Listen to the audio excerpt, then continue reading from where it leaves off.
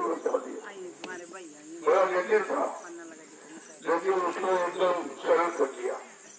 जब सरल कर लिया तो धीरे धीरे ये बात समझ आने लगी।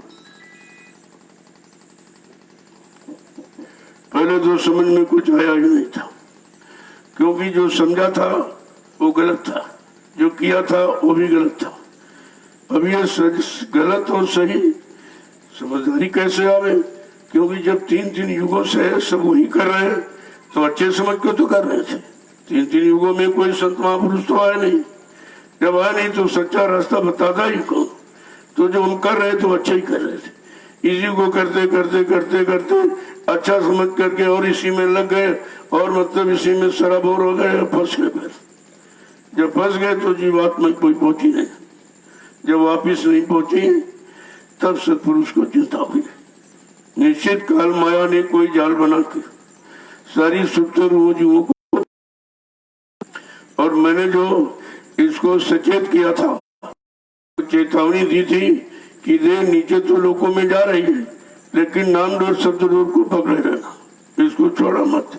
अगर तुमने नाम डोर शब्द डोर को छोड़ दिया तो सबसे नीचे काल माया का देश है। वो अपने कर्मों पाप पुण्य की कर्मों की मिलौनी रचना में तुम सबको फंसा लेगा, फिर तुम वापिस घर कभी नहीं आ सकोगे। चेतावनी तो दी, लेकिन काल इतना होशियार है। और जैसे जीवात्मा यहाँ मतलब यानी इस श्लोक में आई तो फटने काल ने पूछा, रे भाई क्या लेके आई?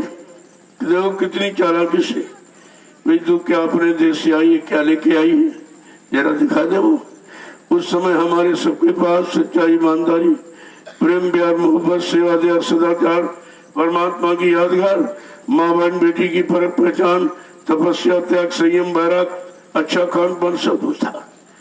तो उसने कहा, रे फेंक इस सामान को, जब मेरे देश में आई है तो मेरा वाला सामान है। हमने आपने समझा कोई अच्छा सामान देगा, तो अपना जो अच्छा वाला था वो गिरा दिया। फिर उसने कहा मेरा सामान क्या क्या है? काल का सामान। कहा ये झूठ, ये छल और कपट, ये बेईमानी, हिंसा, मार काट, ये अशुद्ध आहार, मतलब यानी व्यभिचार, कुचार, धोखाधड़ी, ये सब उसने दिया और हमने आपने ले लिया अच्छा समझ करके। जब ले लिया, किसी का कर्जा लोगे तो आपको देना पड़ेगा, तो उसने अपना ये कर्म कर्जा दिया, हमने आपने सबने लिया। अब वो चलने की तैयारी। सतगुरु दयाल ने कहा नहीं भाई, यानी कलयुग जाएगा और सतयुग आएगा। जब ये कलयुग जाने की तैयारी में है तो अपना एक कर्जा मांग रहा है। उस कर्जे को कोई समझ ही नहीं पा रहा कौन सा कर्जा है, क्योंकि अगर रुपए, पैसे, धन दौलत, सामान का कर्जा तो आप लौटा सकते हो, लेकिन कर्म कर्जा कैसे लौटा लो? अब आपने शराब पी तो पेशा बन गई, मुर्गा मीट खाया तो लेटिन बन गया, इनको मारा, काटा, सताया, अपमानित किया, झूठ छल कपट बेईमानी किया, व्यभिचार कुचार किया और गंदा खान पान मनुष्य मंदिर में डाल करके तुमने इसको भी गंदा कर दिया। कहा ये है कर्म कर्जा, और ये कर्म कर्जा आप दे नहीं सकते। इसी कर्म कर्जे को उतारने के लिए सम्राट दाता दयालु आए और किसी ने पहचान नहीं पाया, पहचान ही नहीं किसी। जो हमारे इस कर्म कर्जे को उतारने आया, जो कर्जा यहाँ कोई उतार ही नहीं सकता। किसी को ये विधि विधान तौर तरीका मालूम नहीं है कि कर्म कर्जा कैसे उतरेगा, तो हमने आपने उनको पहचाना। जब पहचान नहीं पाए तो भी वो भी काम नहीं हो पाया। यद्यपि उन्होंने कहा भाई सेवा के द्वारा मैं तुम्हारा सम कर्जा उतार दूंगा। अगर तुमने शरीर से पाप किया है तो शरीर तुम्हारा सेवा में लगा दूंगा, उससे कर्म कर्जा उतर जाएगा।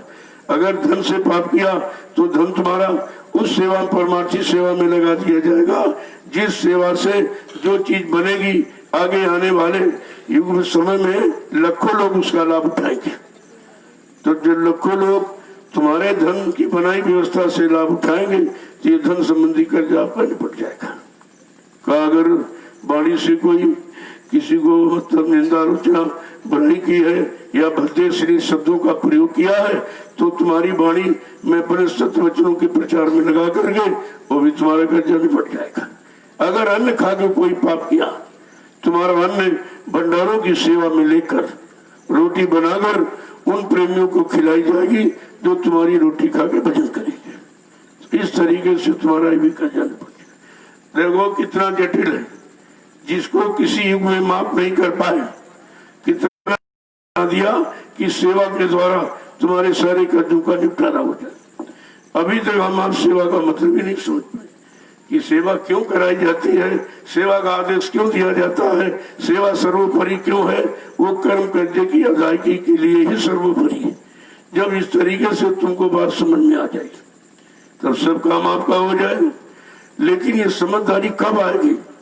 जब आप सत्संग को बड़ी चौकसी के साथ सुनोगे, एक एक वचन को ऐसे पी जाओ और फिर जब बैठो कहीं तो उन वचनों की पुनरावृत्ति करो, बार बार उनको भी ऐसा क्यों कह दिया गया, ऐसा क्यों, इसका मतलब क्या है।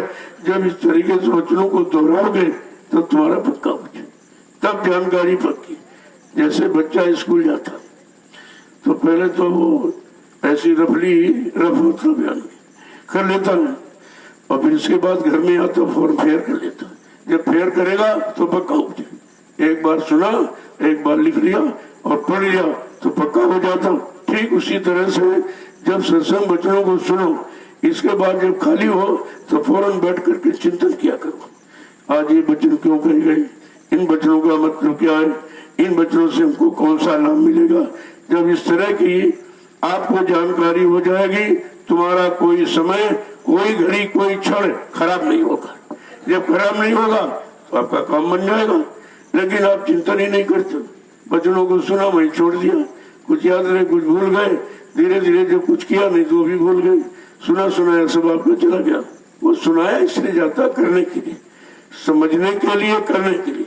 जब समझकर कोई काम करोगे तो वो काम तुम्हारा पक्का हो जाएगा, फिर आपको उसमें कोई धोखा नहीं होता। इसलिए सतगुरु दयाल के वचनों को, क्योंकि वचन तो पहले भी सुनाए लोगों, ऋषियों ने, मुनियों ने, योगियों ने, विचारियों ने, अवतारी शक्तियों ने, ज्ञानी विज्ञानियों ने, उन्होंने भी वचन सुनाए। लेकिन वो वचन सब फंसने वाले थे, यहाँ हर तरह की सामान में फंसने वाले थे। हमने आपने समझा चलो इनको वचन सुनने से हमको ये लाभ मिल गया, ये लाभ मिला, ये लाभ मिला।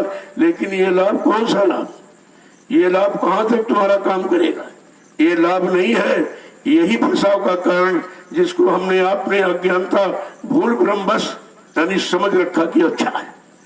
अगर अच्छा होता, अच्छे बन गए होते और अच्छे से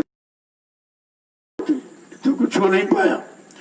तो जब संत महापुरुष आए, उन्होंने सत्संग वचनों को सुनाना प्रारंभ किया और धीरे धीरे जब वचनों को सुना गया तब समझ में आया, अरे हम सब गलत ही हुए, हम गलत जगह फंस गए, हमने समझ नहीं पाया।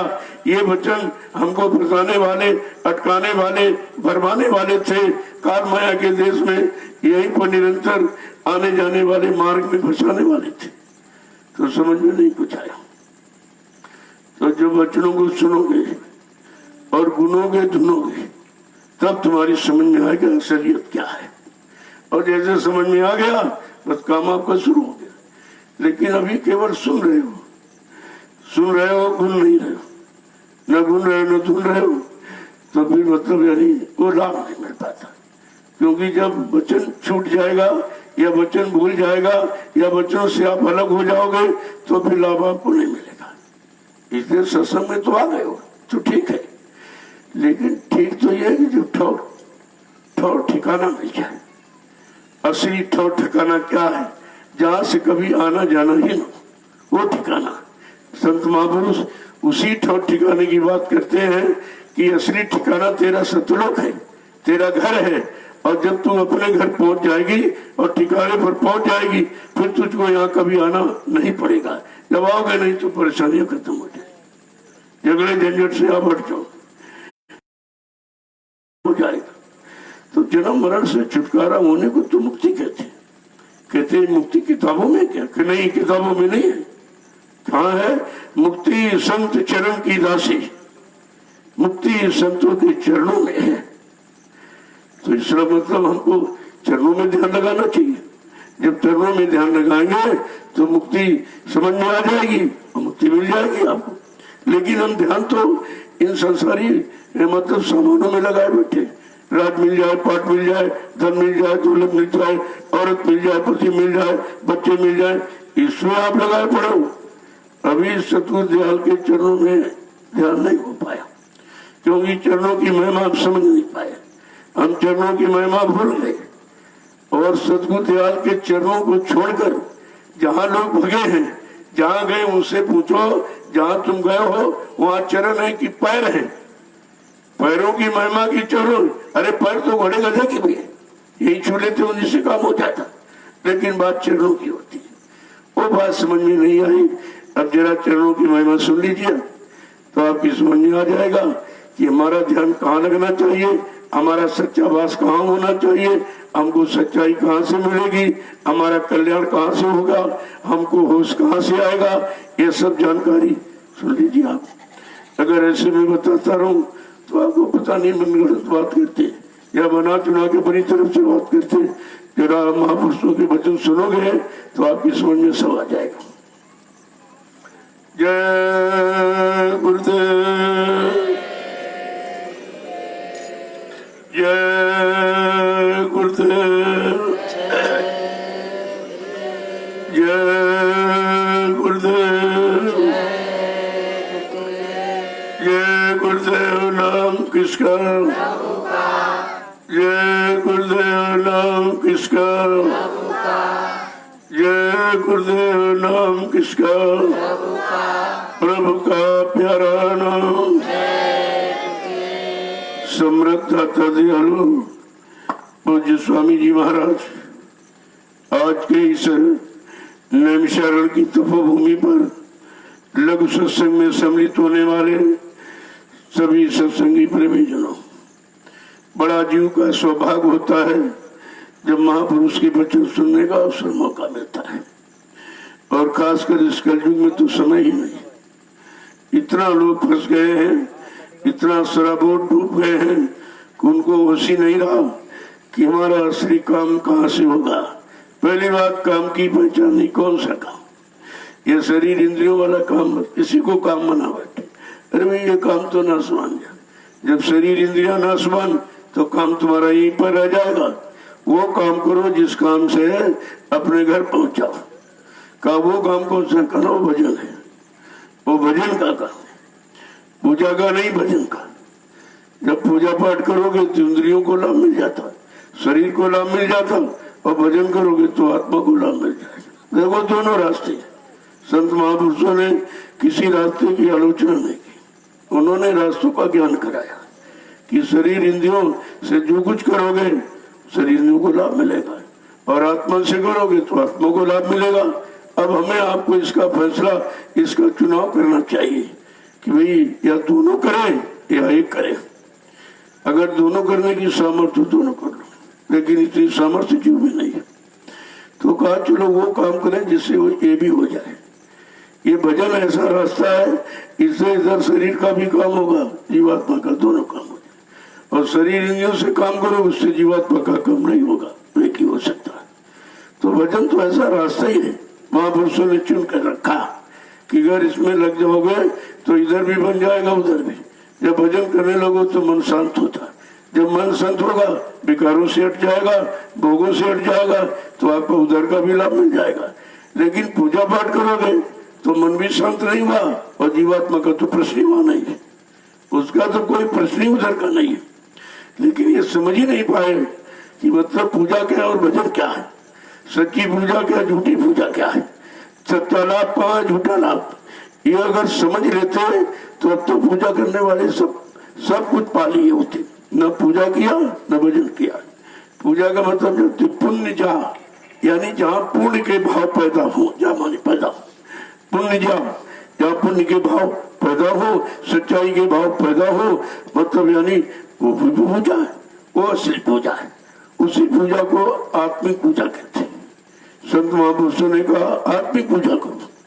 जब आत्मिक पूजा करोगे तो शरीर इंद्रियां वैसे भी साफ हो जाएंगी, वैसे भी शुद्ध। पूजा तो आप इसीलिए सिखाई थी ऋषि मुनियों ने कि तुम्हारा तन साफ हो और मन साफ हो और इंद्रियां साफ हो और बुद्धि चित्त ये सब साफ हो जाए तो तुम गंदगी में नहीं फंसोगे। पूजा केवल गंदगी से दूर करती है, वो भी आप नहीं किया। पूजा करते रहे, शराब भी पीते रहे, झूठ बोलते रहे, छल कपट करते रहे, बेईमानी करते रहे, बिचारे। पूजा का मतलब कहाँ जाना। अरे जब पुण्य के भाव नहीं पैदा तो पूजा कहाँ। इसीलिए महापुरुषों ने समझा के कहा कि हमको कोई पूजा पूजा से नहीं पा सकता, कोई सामान धन दौलत से नहीं पा सकता। कहा प्रेम से प्रकट हुए मैं जाना। अगर तुम्हारा निस्वार्थ प्रेम हो जाए बचनों से और सदगुरु से तो मैं प्रकट हो जाऊंगा। जहाँ चाहो बुला लो और जो चाहो काम करवा लो, लेकिन रुपए पैसे धन दौलत सामान से नहीं, प्रेम से। अब हमारे पास प्रेम ही नहीं रहा। जो प्रेम था भी इधर उधर भूखों में गमा दिया। इनसे प्रेम, उनसे प्रेम, उनसे प्रेम खत्म हो गया। प्रेम का मतलब दोस्त, दोस्त का मतलब दोनों एक ही। और तो ऐसा नहीं है। अगर तुम्हारे पास रुपए पैसे धन दौलत तुम हम दोस्त बन जाएंगे, गरीब आ जाए तो कोई दोस्त नहीं, कोई तुम्हारी तरफ देखेगा नहीं। तो ये दोस्त कहाँ हुआ? ये तो तुम्हारे धन से लगाओ, तुमसे नहीं है।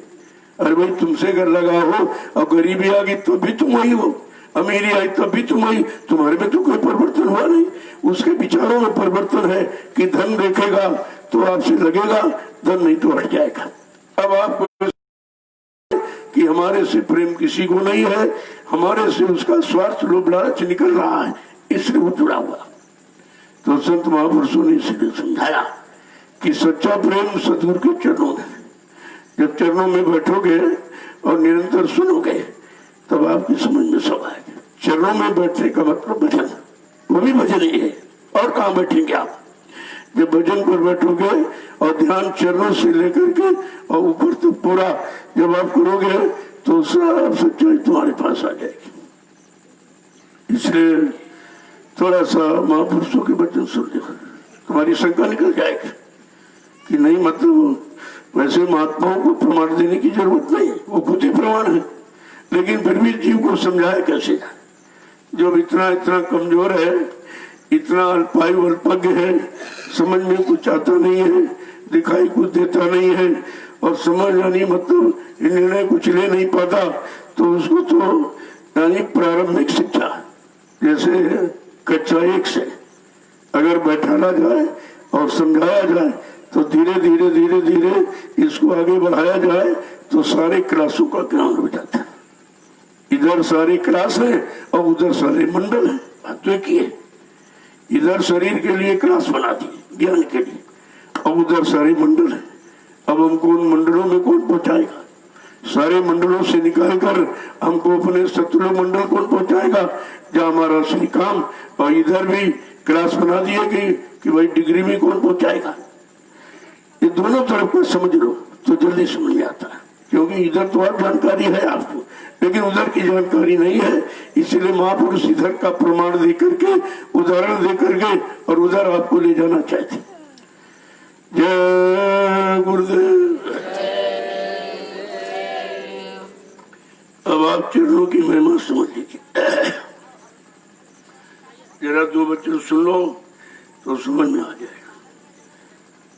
ये वचन हमारे आपके सहयोग के लिए, हमें आपकी शंका संदेह बोल भ्रम को निकालने के लिए। लेकिन जब बड़ी चौकसी के साथ सुनोगे एक एक वचन, जैसे कुछ लोग आए अपना चले गए, जितना जिनको मिलना होता है वैसा ही भाव बन जाता है।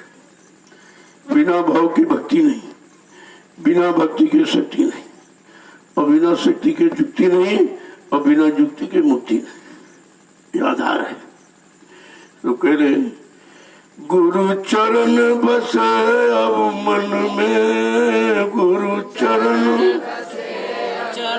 बसो अब मन में, गुरु चरण बसे अब मन में, गुरु चरण बसे अब मन में। मैं से मुँह दम दम तन में, मैं से हूँ दम दम तन में, मैं से मुँह दम दम तन में, मैं से हूँ दम दम तन में। देखो कितना स्पष्ट करके कह रहे हैं। जब गुरु के चरण बस जाएंगे अंदर में, अंतःकरण में, अंतःकरण दो है, ये मन का हृदय आत्मा के से कला यहाँ पर चरण बसेंगे। जब चरण बस जाएंगे तो उनको हम तन मन दम दम में हर पल घड़ी उन्हीं को सेव, मतलब उन्हीं को देखूं, उन्हीं में रहूं और उन्हीं को अपना मान लूं। इससे का इशारा है। आगे क्या करें कि फिर प्रीति लगी घट धुन में, फिर प्रीति लगी घट धुन में, फिर प्रीति लगी घट धुन में, फिर प्रीति लगी घट धुन में, चढ़ पहुंची पहली सुन में, चढ़ पहुंची पहली सुन में, गुरु चरण बसे अब मन में, चरण बसे अब मन में। गुरु जब चरण बस जाएंगे तो घट में प्रीति बनाएंगे, प्रेम पैदा करेंगे कि उतनी सुंदरता है उनमें कि फिर कहीं आपका मन नहीं जाएगा। चरणों का मतलब पैर नहीं होता है। कहते कि जब प्रीत लगी घट धुन में, जब अंदर में प्रीत लग गई तो उन्हीं से घुट घट में धुन माने आवाज मिलने लगती है। जब आवाज मिलने लगती है तो उसी आवाज को पकड़ कर पहली सुन में, पहले लोक में चढ़ती है। जब वहां चढ़ जाती तो वहां को देखती है, देखो कैसे कैसे ऊपर पहुंच रही है। अब शील क्षमा मन छाई, अब शील क्षमा मन आई, अब शील क्षमा मन छाई, अब शील क्षमा मन छाई, गई तपन काम दुखदाई, गई तपन काम दुखदाई, गई तपन काम दुखदाई। गई तपन काम दुखदाई। जैसे चरणों में प्रीत बढ़ी, इधर काम करो लोभ मोह बढ़ता है, उधर शील क्षमा संतोष बीरा विवेक जो इनका काट है, जो काम क्रोध अहंकार का काट है। जैसे चरणों में प्रीति बढ़ी, लगा हो गया, विश्वास बन गया तो फौरन क्या होगा, शील क्षमा संतोष पैदा होने लगे। क्योंकि मन जब चरणों में बस गया तो इधर भोगों से हटने लगा। जब हटने लगा तो काम क्रोध लोभ मोह अहंकार धीमे हो गए और उधर शील क्षमा संतोष बढ़ने लगा। आगे क्या कहते, और जितनी तपन थी, मतलब इन भोगों की जितनी तपन थी, आग थी जिसमें हम सब जल रहे थे, का वो सब बुझ गई। जैसे गुरु चरणों में प्रेम हुआ तो इधर की यह आग जो तपन थी काम क्रोध लोभ मोह अहंकार की, ये सब बुझने लगी और शील क्षमा संतोष बीरा विवेक पैदा होने लगा। आगे क्या कह रहे, फिर क्रोध लोभ भी भागे, क्रोध लोभ भी भागे, फिर क्रोध लोभ भी भागे, फिर क्रोध लोभ भी भागे, अहंकार मोह सब त्यागे, अहंकार मोह सब त्यागे, अहंकार मोह सब त्यागे, अहंकार मोह सब त्यागे। गुरु चरण बसे जब मन में, गुरु चरण बसे जब मन कहते में, जैसे गुरु चरण अंदर में बसे और फिर क्रोध लोभ भी भाग जाएगा। धीरे धीरे देखो ऐसे खत्म होता है। जब इधर से लगाव हटेगा उधर बढ़ेगा, तब धीरे धीरे क्रोध और लोभ भी भाग जाएगा और अहंकार और मोह भी समाप्त हो जाएगा। तब आपको सच्ची शांति मिलेगी। जब तक काम क्रोध लोभ मोह अहंकार रहेगा शांति नहीं मिलेगी। काम क्रोध मन लोभ की जब तक मन में खान, गोस्वामी पंडित मूर्ख दोनों एक समान। अगर ये रहेंगे तो मूर्खता और ज्ञान में कोई अंतर नहीं रहेगा। कितना भी ज्ञानी हो बाहर का, किताबें पढ़ने वाले, अगर काम क्रोध लोभ मोह अंदर तो फिर वो ज्ञान नहीं है। वो ज्ञान आपको इधर ही लगाने फंसाने वाला होगा, निकालने वाला नहीं। तभी तो महापुरुषों ने कहा, पढ़ना लिखना चातुरी ये तो काम सहल सभी कर लेंगे, लेकिन काम दहन मन बस करन यही काम मुश्किल। मुश्किल तो इस बात की हमें आपको करना यही है। इधर के वचन पढ़ते रहोगे, इनमें फंसते रहोगे। उधर के वचन सतगुरु दयाल के सुन लोगे, पकड़ लोगे, चल पड़ोगे, तो इन सबसे निकल जाओगे आप। देखो एक एक वचन को कैसे कह रहे कि धुन पांच शब्द घट जागी, 5 शब्द घट जागी, धुन पांच शब्द घट जागी, धुन 5 शब्द घट जागी, मन हुआ सहज बैरागी, मन हुआ सहज बैरागी, मन हुआ सहज बैरागी, मन हुआ सहज बैरागी, गुरु चरण बसे जब मन में, गुरु चरण बसे जब मन में, कहते सतगुरु दयाल के चरण अंदर बस गए और वचन भी समझ में आ गए, वचनों को पकड़ भी लिया और वचनों को अपने में लागू भी कर लिया। तो कहते हैं कि अंदर में जो शब्द, जो आवाज आ रही, 5 दुनिया है।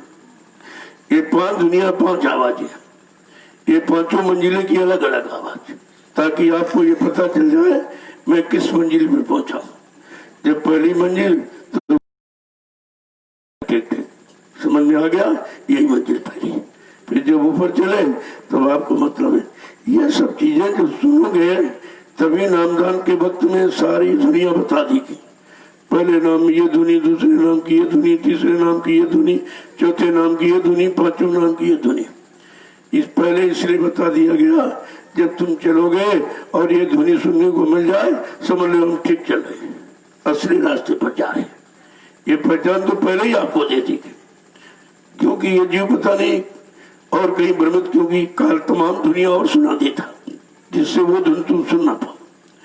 इतनी जोर जोर की आवाजें कर देगा कि वो धुन किसी तरह तुम सुन ना पाओ, पकड़ ना पाओ। इतना चालाक होशियार है, किसी को निकलने नहीं देगा। लेकिन संत महापुरुषों ने जो धुनी बताई है, वो धुनी इसके पास है ही नहीं, वो कहां से सुनाएगा।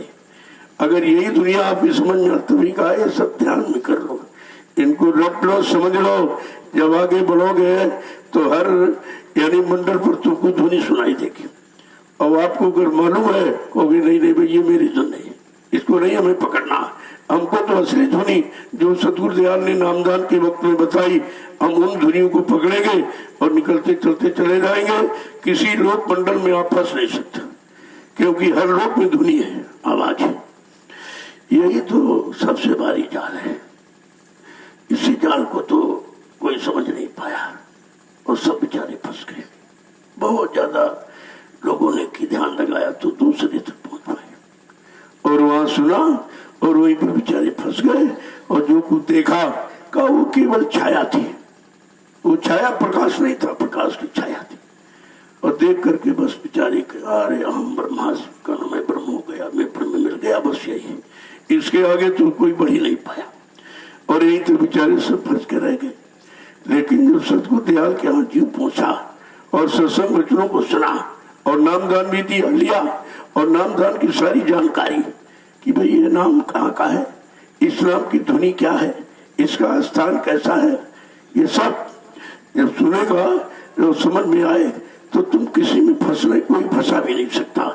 आपको पहले ही होशियार कर दिया कि पहले नाम की ये ध्वनि है, ये स्थान है उसका, ये उसका रूप है, ये उसका नाम है।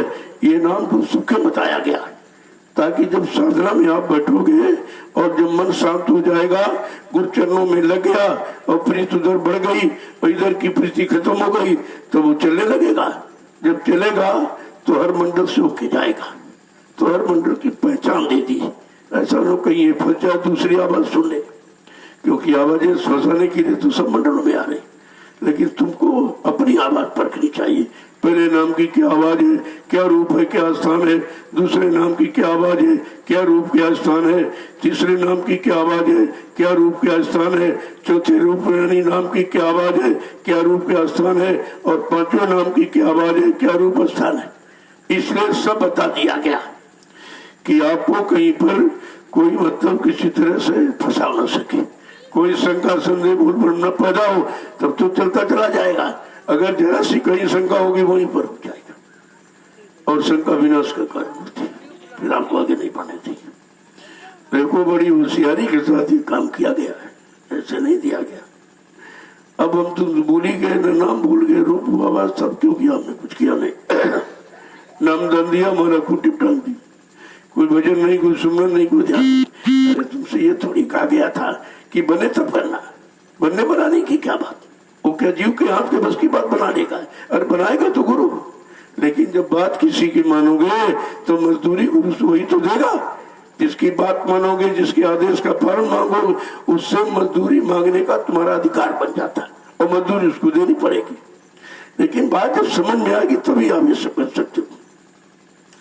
एक वजह सुनिए, सत्संग कभी नहीं हुआ था, समझो तो पहले। और अभी अब तो कहीं होता ही नहीं, तो काम खत्म हो गया सब, अब सत्संग की बात ही खत्म हो गई। अब सब निंदा चुगली बुराई में जुटे पड़े, किसकी गंदगी उठा लूं, कितनी समेट लूं। अब गंदगी उठा रहा समेटा तो इसको क्या मिलने वाला। गंदगी में कोई खुशबू की मतलब ऐसा कैसे, बहुत बड़ी बोल है। तो करना क्या था, क्या करना था, क्या लगे करन, मैं यही अचंभो भारी है। क्या करने के लिए तुमको नामदान दिया गया, कहाँ रहने के लिए, किससे बचने के लिए सत्संग सुनाया गया, लेकिन ऐसा बोल के किसी को नामदान और सत्संग कुछ भी नहीं मालूम, और सब ये निंदा चुगली बुराई में फंस गए। काल ने अपने जाल में फिर से फंसा लिया इनको, और उसी गंदगी उठाने में लगा दिया कि तुम गंदगी उठा सकते। गंदगी कौन उठाता, जमादार, ये बना दिया। तुम साधक बनने गए थे, निकलने गए थे, यहाँ से निकल अपने घर जाऊंगा, सच्चे घर मुकाम मंडल लोग पहुंचूंगा, लेकिन ये सब लगे कहाँ पर है, सब गंदगी बटोर रहे हैं, उनकी उठा रहे हैं। सबकी गंदगी उठाने वाला जिम्मेदार होता है, ये काम कर रहे सब। अब इनको ये भी विचारों को होश नहीं कि हम कितने समृद्ध मालिक के शिष्य हैं, हमको कितना ऊंचा दर्जे का ज्ञान सत्संग सुनाया गया और अपने घर पहुंचने के लिए नामदान दिया गया। अब इनकी समझ नहीं आ रहा कुछ, और जब तक समझोगे नहीं तो कुछ नहीं होगा। और काल ऐसे समझदारी करने भी आपको नहीं थे, वो भी तुम्हारे पीछे पड़ा है, किसी तरह हम समझने ही नहीं तुमको देंगे। हम सदगुरु दयाल के शरण में टिकने ही देंगे तुमको, यानी वहां रहने नहीं देंगे, और नाम की कमाई करने नहीं देंगे, और परमार्थी सेवा में लगने नहीं देंगे। वो भी तो पूरा प्रयास कर रहा है, लेकिन हमने अगर सच्चाई से वचन सुना है और सच्चाई से गुरु को पकड़ा है, गुरु के चरणों में अपना वास, स्थान और ध्यान ये सब बनाया है, तो तुम्हारा कोई कुछ नहीं कर सकता। आगे क्या कह रहे हैं कि गुरु कृपा, देखो कितनी बड़ी बात सुनाई है, कैसे कैसे गुरु कृपा करेगा, दया करेगा। गुरु कृपा सूर जगाना, गुरु कृपा गुरु कृपा सूर उगाना, गुरु कृपा सूर्य उगाना। अब हुआ जगत बेगाना, अब हुआ जगत बेगाना। कब जब गुरु चरण बसे जब मन में, गुरु चरण बसे जब मन में। ये संभव कब होगा, जब गुरु के चरण अंतःकरण बस जाएंगे, इसके पहले कुछ नहीं होगा। लोगों कितनी बड़ी महिमा बता रहे हैं कि गुरु की कृपा से तुम अंदर में सूर्य उगाओगे, यानी प्रकाश के लिए। तुमको अंदर में जैसे सूरज ईगर उगता है तो सबको प्रकाश मिल जाता है, और वहां तो अरबों सूरज चांद सितारे रोम रोम में करे उजारे। कितना विशाल यानी प्रकाश का वो मंडल है, जहाँ प्रकाश ही प्रकाश है। जैसे गुरु की कृपा हुई और फौरन ये सूर्य वहां निकलेगा, यानी अंधकार मिटेगा और प्रकाश मिल जाएगा, अज्ञानता दूर होगी, सच्चा ज्ञान आपको मिल जाएगा। आगे फिर क्या कह रहे हैं कि अब हुआ जगत बेगाना, जब अंदर का सूर्य देख लिया, प्रकाश देख लिया, तो इस संसार से बेगाना हो गए, संसार छूट गया, संसार का ध्यान नहीं रहेगा आपको। लेकिन कब जब गुरु कृपा, बिना गुरु कृपा से कुछ नहीं होना है। अब कृपा मिलेगी कैसे, क्या निंदा आलोचना बुराई से कृपा हो जाएगी? अरे कृपा होगी जब गुरु के वचनों को कहोगे, उन वचनों को सुनो, गुनो और धुनो, अपने जीवन में उतारो। तो जीवन में वचन उतारना है कि निंदा आलोचना बुराई बसाना है, इससे क्या मिलेगा आपको? फिर आगे क्या कह रहे हैं कि घट बैठी तारी लाई, बैठी तारी लाई, घट बैठी तारी लाई, घट बैठी तारी लाई, बाहर की क्रिया दूर भगाई, बाहर की क्रिया दूर भगाई, जब गुरु चरण बसे जब मन में, चरण बसे जब मन में। आज जैसे गुरु के चरण बस गए तो कहते कि घट बैठी तारी लाई, जैसे घट में बैठ गए तो उजाला मिल गया, प्रकाश होने लगा, ज्ञान होने लगा, अज्ञानता खत्म हो गई, भूल भ्रम दूर होने लगा। कहते बाहर की क्रिया दूर हुई, जितना बाहर का फसाव लगाव था वो धीरे धीरे सब खत्म हो गया।